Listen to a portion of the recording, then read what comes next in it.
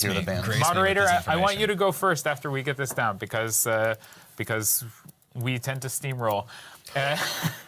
All right. It's our dashing good looks. Match 2, V0LTA versus the Tuskers Co. V0LTA have banned out that Cerberus a second time. The other ship they're going after is the Hyena. And the Tuskers Co. have issued the exact same bans they did in the first match. The Blackbird, that powerful E-warship, and the Typhoon fleet issue, which has been up to now part of a very prevalent backbone fleet comp that has appeared. Not so much yesterday. Maybe a few Typhoon fleet issues. Moderator, tell us what you think. Okay, so V0LTA is banning out the Hyena and the Cerberus. That tells me that they don't want to deal with anything that can kill light ships that project out range, such as bombers, such as Jackdaws. That can really be controlled by that. Tuskers banning the TFI and you said the Blackbird? Yes, TFI and Blackbird. TFI and Blackbird. I'm a bit confused by the Typhoon fleet issue ban at this stage. They should have comps that can readily deal with it. It seems like something of a wasted ban to me. This may be something that they've seen in practice from playing against V0LTA, though. The Blackbird, they just don't want to deal with jams, but there's plenty of other ships they could bring. V0LTA in the past dodged that ban the previous match by putting a Kitsune on the field. That's a viable choice, less tanky, but it can still do the job. Did it really have an impact in that first match, though? We saw the Kitsune there, but wiped off fairly early. I mean, that being one of the only differences between those two mirror fleets. Yeah, I'm not quite sure how he got popped. He died rather instantly, so I'm guessing that would be combined alpha from the long-range railguns and beams that would be on the Harbingers and the, I believe it was Navy Brutix, but I don't know. I'm just waiting. When are we finally going to see some Fiends out from Tuskers? We know that they've got them from the previous year, and I think they're going to be very strong. The only thing that can really shut down a Fiend properly, and this might be a reason why Tuskers is afraid of using it, is the Balgorn. The Balgorn, what it can do is it can web it down, it can newt it off, and shut down the hardeners. And that's something that's really going to be rather painful against, especially a Pandemic Legion for either team. They want to keep their Balgorn alive so that they can deal with the Scorpion Navy flagship combined with the Fiend. Yeah. I think PL, definitely a deadly shield comp there. I think it's interesting bans that V0LTA's doing. We saw Tuskers go with, yesterday, an LML composition before, and they attempted to substitute Cerberuses for Osprey Navies, or was that, am I getting my matches confused? No, that was Tuskers. They really did like the light missile kite comp, and I don't think that V0LTA wants to face it, so they're just completely banning it out with the Cerberus. When you take the Cerberus out, no other ship really can replace it. Caracals are very weakly tanked. They don't do nearly as much damage. Osprey Navy issues and Caracal Navy issues are, again, very poor substitutes for what a Cerberus does. Really, a Cerberus is like a standalone. You need it, kind of. It's a linchpin. Brings those T2 resists. Right. It brings the missile damage. It's Right. Yeah, the XLASB tank on those things is actually pretty nice. As far as the TFI and Blackbird bans again from Tuskers, again, I agree with moderator's assessment. The TFIs, just banning them out again like this, I mean, I'm not sure what they're going to do.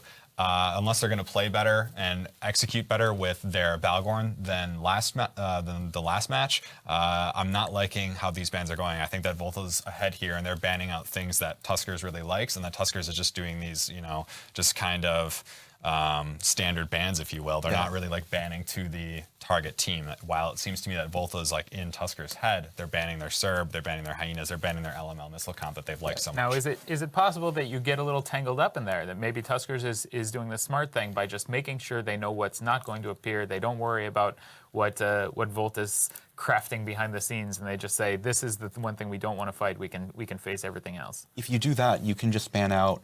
You could ban out Oneros. You could ban out Guardian. That would shut down not only the Typhoon fleet issue comp. I mean, you can bring an Augur, you could bring an Executor, you could bring the Tech 2 Frigate Logi, but it's not nearly as strong. What it also does, and this is something that we saw happen to other teams earlier, Pandemic Legion has actually done this against Tuskers, where they'll ban that out because it not just weakens the Typhoon fleet issue, but bringing a flagship Balgorn when you have no Tech 2 Logi is a very, very dicey choice, and I don't particularly like it. So do you think these bans are a mistake? I think that they're more reactionary and that Tuskers appears to be on the back foot, and is at a bit of a loss. It's pretty severe, Mog. Wow, yeah. Just bringing down the hammer here. I want to hear what Chester thinks. You know, you are taking the words out of my mouth. I do agree that what I am seeing here is a little bit more reactionary from Tuskers. I think that Volta has the edge here. They, like, for example, warping in their Balgorn at 0. I'm not sure why Tuskers' Balgorn wasn't at 0. It should have been at 0. There's really no reason why it should not have been. It's really difficult to screen off a Flag Battle, and having those webs instantly on a Logi at the start of a match is such a powerful tool. To not do that, I wonder why. And now, again, these bands, they just seem, you know, very blasé. Just, they're not, it's what we were talking about last night, I think, when we were sitting down at the bar. Tuskers just seems to have just this, like, slight lack of, like, true deeper understanding of the meta that PL has, that Volta has, and that, you know, some other past, like, tournament teams have shown. And I think that's what kind of keeps them, you know, from being a really good team to an incredible dynasty team. A legendary tier team. Legendary almost. Tier, yeah. 'Cause I have always liked Tuskers' performance. I think from the first time I saw them, I think that was AT12. That they've always done great work. They've always had excellent piloting. What I've not seen from them yet is kind of a sort of mind game mastery that we do see from, and I mean, even eliminated teams already in this Alliance tournament. I've seen NC Dot occasionally say some things and do some things with their bans, with the comps that they bring to kind of imply that there's some surreptitious strategy happening, some sort of pernicious attempt at making the other team, you know, feel unsteady. I've seen Pandemic Legion do it, of course, on Reddit. And I think it'll be interesting to see what they bring. As quick as possible, gentlemen. Let's get a firm prediction. Who wins this match?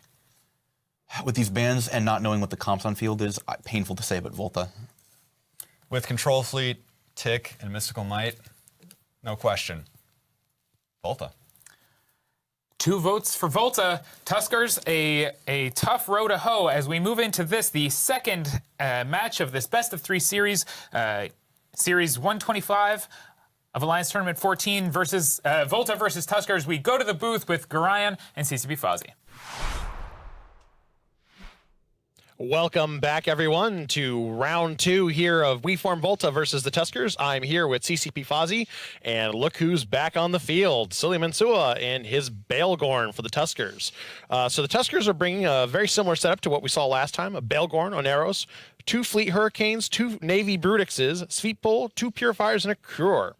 Meanwhile, Volta has brought a Scorpion Navy issue, 2 autocannon Sleipnirs, a Scimitar, double Jackdaw, double Sweeple, double Hound. This is that Navy Scorpion Sleipnir core that we've seen PL use to such great success earlier in the tournament.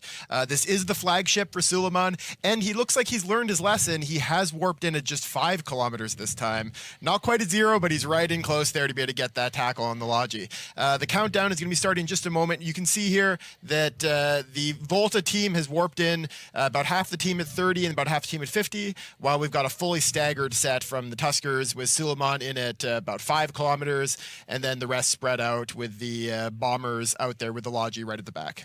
Yeah, I mean, a little bit more compact deployment from Volta as opposed to the Tuskers. So we'll see how this does. I'm really curious to see how the Tuskers are going to do this time with a pretty similar comp to what we saw last time, whereas Volta brought the Navy Scorpion with cruise missiles and these autocannon Sleipnirs. Yeah, that is a lot of damage with the bombers as well. They're going to be able to put a lot of damage on that Balgorn whenever they decide to. The countdown has now begun. We're about 5 seconds away from the match starting, and we'll see how quickly these guys can go after the Logis. I do expect that's going to be their first goals. So 3, 2, 1, and we are starting. So everyone's getting moving really quickly, and we'll see where the webs appear. Oh, tracking disruptors from Volta all the way across the Tuskers team. That's going to be really, really key. That hurts these battle cruisers so much. Yeah, I mean, they did get a bonus to tracking disruption, but it's still not fantastic. And it's been really interesting to see them dive right in. I mean, we're already seeing a lot of damage being applied to sleep pulls on both sides. Yep. This is a shield sweep or a armor sweeple from the Tuskers, though, so he's not in really any trouble at this point. These are the sweeples that have gone in to get the tackle. They're screening on the battleships. Actually, the Navy Scorpions are right on top of the Balgorn there. They're just sitting on top of each other, duking it out. And we do have webs and damage on the Tuskers and Neros, and no significant damage onto Starfleet Commander's Scimitar yet. Yeah, I mean, it's looking like they're. Oh, well, we just had the first loss here on Yeah. WeForm Volta. One of the sweeples just died. Yep, he got hit by those battle cruisers. Even with the tracking disruptors, they still hit hard and precisely at long range. Yeah, I mean, that's one of the advantages you bring in that comp. You can get a lot of damage done to those smaller targets. But right now, a lot of rep drones riding on this Logi cruiser right now, and we're still just. It's still just like this tug of war right now. It's really, really intense. Yeah, at the moment there's more. Oh, right, there was enough rep drones to keep these guys alive, but that was a bomb we just saw. That was a bomb from these stealth bombers. The Hounds from WeForm Volta, I didn't see which one, made a very precise bombing run. Were able to hit that Aneros and kill all of the rep drones. Great move by either Jarek or Cable there in the Volta bombers.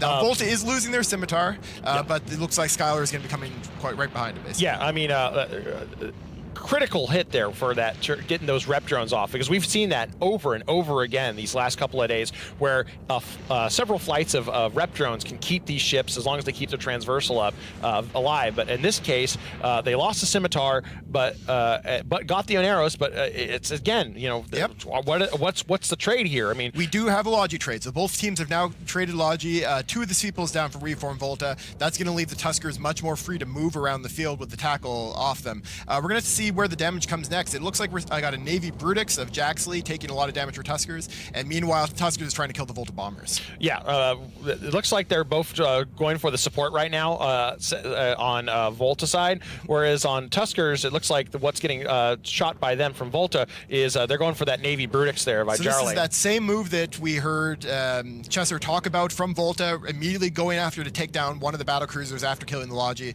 They're taking some damage to the field, taking some rep drones off the field, and they've been successful in that. So although they lost a bomber, they traded for Navy Brutix, which is a really good trade. Yeah. However, this Sleipnir of Volta is taking a lot of damage as well. We're going to see how long he can survive. Well, Sleipnirs, they can tank very, very well with a self-rep tank. Even though they've lost their Scimitar, they're still really, really tough nuts to crack. Much more so than these Navy battle cruisers. Not nearly as tanky. But one thing that is important is Volta looks like they knew that they were expecting to see that Balgorn again. So the Sleipnirs and the Scorpion, that Navy Scorpion, are able to put out their DPS no matter what, even if they're being neuted and nosed, which is going to be critical at this later stage as the flag sheep shears them of their cap. It looks like Thernoth is going down now, so his ASB is out of charges. He has some rep drones on him, but it's not going to be enough by itself, and that is going to be a Sleipnir off the field very soon for Volta, which is a big chunk of their DPS. That's really big. Yeah. This fight could still go either way. This is really close. We're seeing a lot of split damage, actually.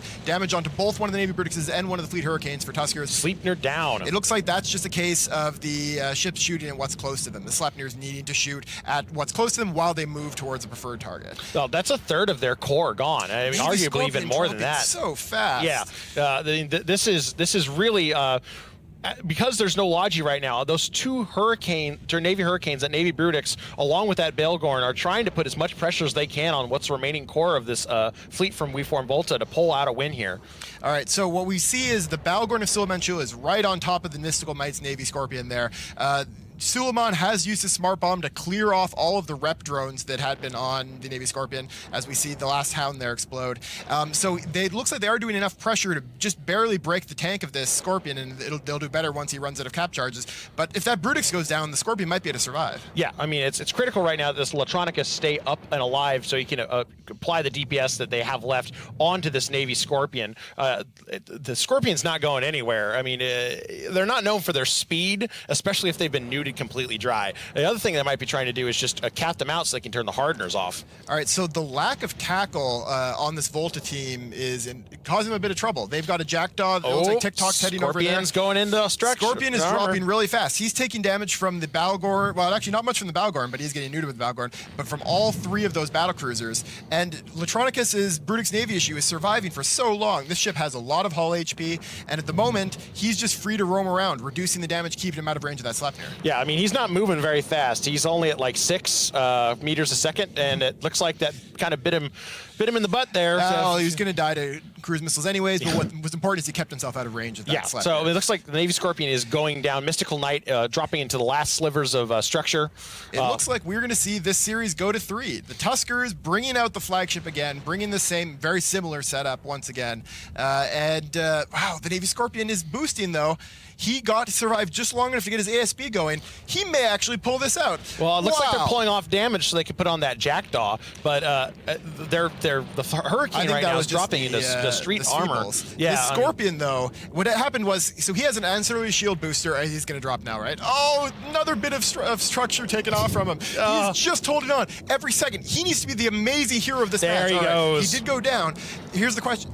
Is it possible to pull this back? I don't know. We're going to see the Fleet Hurricane die. That Fleet Hurricane of T-Bill is going to go down. He's in structure. Well, it's only 13 points, and even if they do get that Hurricane, that still leaves them with a still significant point deficit. Yeah, it's going to be almost impossible. We're seeing this Jackdaw going down. Okay, as close as Mystical Might tried to make it there at the end, if he had survived, it would have gone the different way. But now with just a Sleipnir left for Volta, Tuskers pulling back this second match when their backs against the wall, and they are going to be taking this to a third series. Yeah, I mean, real good fight here. The Tuskers starting at kind of almost a little bit of a disadvantage, but they're able to claw their way back to victory here with some really hard-fought piloting, some good target calling, a lot of movement across the field. I mean, they recovered very well from their drones being bombed off. That was a huge, could have been a huge problem, and they were able to fix it. Yeah, and we're seeing this last Sleipnir now of Annie dropping down. He is tackled. He's got a Sweeple of Hoodie Mafia on top of him and is dropping down into armor now. Tuskers showing... Now, this is a match here. Tuskers bringing the Balgorn. This setup would not have been nearly as powerful if Suleiman hadn't survived those last couple of minutes of the last fight. Yeah, this is showing you how important that was. We were hyping it quite a bit, but that was not in vain. This was a really key moment in the last match when Suleiman solo PvP'd to keep his ship alive, because now he's been able to bring it, and that's helped them win this match and keep themselves alive. We have good fights I don't think they would have survived. This match would have been completely different if they brought just a normal fit Balgorn. This is literally the difference between victory and going home at this match. This would have been, if they had not kept their flagship alive, this might have been the last match of this 3-run series, and Volta would be moving ahead. All right, amazing execution by both teams here. The last Sleipnir dropping down. Lots of GFs in local, and that is the last Volta ship exploding. We are going to be seeing you again in just a few minutes for the third and final match of this best-of-3 series between WeForm Volta and the Tuskers.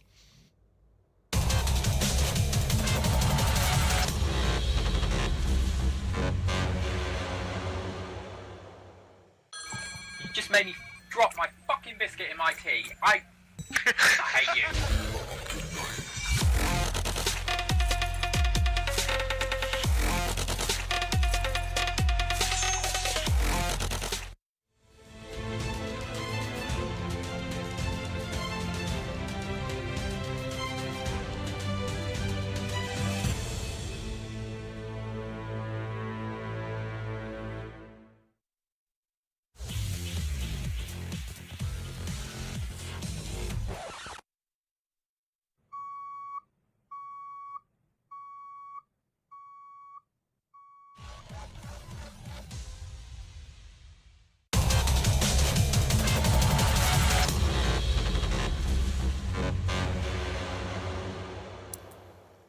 Tuskers providing WeForm Volta with a Volta of their own. If you don't get that one, read more poems. Taking back one match, sending this to a third and a best-of-3, making it happen with a comp almost identical to the one they brought in the first match of this series. Just a swap out of those purifiers for the Nemesis that they had in their original setup. Guys, what happened there? So Volta initially, when we both saw what was on field between Chester and I, we were both like, Volta's probably got this. They had not only a comp that initially on paper looks to be a bit better, but they had the hard read. You could see that the Jackdaws had tracking disruptors all across the spread of the Brutixes and the other Navy battlecruisers. And they were able to really control them with that. But what Tuskers was able to do is they got the webs on the Balgorn on one of the Sleipnirs, and because it's an autocannon Sleipnir, if you can keep it at range away from everything else, it was essentially dead in the water. It could do nothing to support its team, and without that damage, Volta was really hurting. Chesser? Yeah, that's exactly what I saw too. Tuskers bringing the exact same comp in a row, but their execution, and I've said it all tournament, their execution and their piloting is top notch. So if you give them the ability, or if they don't make any like mistakes, they are going to bring comps and they're going to out execute another team 9 times out of 10. And that's exactly what we saw here. As you said, Sleipnirs are very dangerous. They're very good. They're fast. They're tanky. They produce a ton of DPS up close. They're wonderful ships. The issue is when you have a pair of them, if you can separate the pair, one Sleipnir and one Sleipnir, they become much less useful. And what I liked is with the webs on the Balgorn completely shutting off one Sleipnir, basically just sitting by itself 40 kilometers away from everything, it's essentially doing nothing. It can load barrage and deep fall off and then have the flight of light drones, and that's all that ship's doing. Basically their entire core. Navy Scorpion was sitting right on top of the Balgorn, also completely shut down. So there's 2 ships that are basically not doing as much. Navy Scorp can, of course, project its damage, but it doesn't have the grapples, it doesn't have the newts that it normally could bring. While you have one Sleipnir. Volta primaried and killed that Sleipnir, and they left that one Sleipnir who was sitting out alone in the middle of nowhere. They just ignored it. And they completely ignored it. I think that was brilliant target calling. Yeah, that was quite good out of them. I really like the fact that they also got webs on top of the Scimitar. I believe it was Starfleet Commander who's been their Logi pilot for essentially the entire tournament. And as the commentators were saying, that's the difference between a flagship Balgorn and a regular Balgorn. Being able to use those Tobias heated webs that can hit out to nearly 70 kilometers was able to hold it down so that they could get the projected damage on top of that Scimitar. Without that, I think this probably would have been a different match. Yeah, without question, Suleiman really, in match 1, keeping that Balgorn alive cannot be overstated enough, and how much that was a huge play. Really allowed him to bring this type of aggressive type of game back. Now, we talk about that skilled calling of bringing the flag bound, using it from 5 meters off beacon or 5, like he was right there in the center. Was he just in error in the first match? Did he make a mistake, or was that a strategic call that failed? I want to say a team like Tuskers, I think it was a strategic call that failed. I don't think that this type of team in this setting is going to make a mistake like that. I don't think it was a player mistake. I think it was a little bit of column A, column B. I think it was a team call, but the team call, you just made the wrong choice to come in at range. It's actually important to note that a 5-kilometer warp in is something that you have to manually set. So you can choose any warp range between 0 and 50, but those are not, 5 kilometers is not one of the default options. So if he came in at that range, it was very deliberate, very calculated, that he wanted to be exactly at 5 kilometers off of the beacon. Let's take a look at the synopsis for this match just to see what went down. There we have the damage up on the screen coming from both sides. Volta obviously on the receiving end of more of that than they would have liked to have been, and that Balgorn, sorry, not the Balgorn, the battle cruisers on Tusker's side dropping in the damage that they needed to. Those Brutix Navy issues are heavy in this meta. Is there a consequence to choosing the Purifiers over the Nemesis that they brought in the previous almost identical comp? What's the advantage there? So what the Purifier has over the Nemesis is that it's got a low slot layout where it has 3 low slots. That means you can get more tank or maybe a bit more damage out of it. Usually more tank. What teams might choose a Nemesis for is you can get another utility mid out of it. So you can get an extra target painter, you could get an extra tracking disruptor on top of it. And that might be one of the options that Volta went with that we could see were on the Navy battlecruisers of Tuskers. Yeah, I'm just taking a look at Volta's team right here and kind of bringing back to what Moderator had mentioned earlier with one of the Sleipnirs basically being webbed down and put away. You notice one Sleipnir who wasn't really the target of those Balgorn webs doing about 6,000 more damage than the other one, because the other one basically is forced to sit in deeper fall off and either just shoot the Balgorn or, switch to barrage and, plink away at whatever Navy battlecruiser Volta were going after. So it's just really important to look at how well that they could mitigate that incoming damage. And then Tuskers, of course, because of the Balgorn, because of their long-range Navy cruiser backbone with artillery, with railguns, with beams, they were able to really project a lot more, apply a lot more, and you can see it right here in this infographic. Now, we've seen before teams in this tournament bring the same setup multiple times in a row and have that not work out as well as they had intended. Tuskers showing that they can make this comp work, even having lost with it once already. Do they risk bringing it a third time so that they can get that flag bow on the field in the third match? Or do they go with a new comp altogether? It depends on what kind of jams we see. One thing that you become very susceptible to are things like direct E-War counters. We saw that Tuskers actually did that, bring a Kitsune with all Amar jammers against Afterlife when they tried bringing the Paladins multiple times. If Tuskers considers bringing the flagship Balgorn again, Volta might do the same back at them. Yeah, it seems to me that Tuskers is very comfortable with this fleet setup, and it's unfair to say that Tuskers with this type of setup here, with the 4 Navy Battlecruiser core, is in any way similar to Afterlife's double Paladin like Hail Marys. That was basically just like a trump card quick play. What Tuskers has here with this 4 Navy Battlecruiser comp, which is kind of a meta that we've seen since weekend 1 with some of the stronger teams, is very good. Well executed, I think it has a strong chance of beating the majority of teams that people will field. And, you know, with slight variations in module fittings, it's very, very pliable to changing strategies. But what Maud said cannot be overstated enough. The question is Volta going to want to gamble that hard with all those targeted jammers? And for Tuskers to suddenly come with something else, the Voltas are going to be out a lot of points with basically ships that are useless with only targeted jammers. So you have to start thinking these things. How much are Volta and Tuskers head and vice versa? Well, we'll have a look at those bans as soon as they come in. Obviously, with this rapid series play where we go one match after another, we try to give the pilots as much time as possible in order to prep for the next match, in order to